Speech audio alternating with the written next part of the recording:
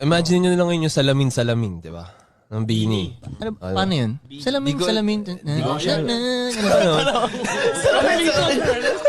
Ano ba yun? Bossing! Nang ganyan! Salamin-salamin sa Lumalabas yung edad din. Sorry. Hindi ako, sorry. Bini ng 80s yung alam niya, no?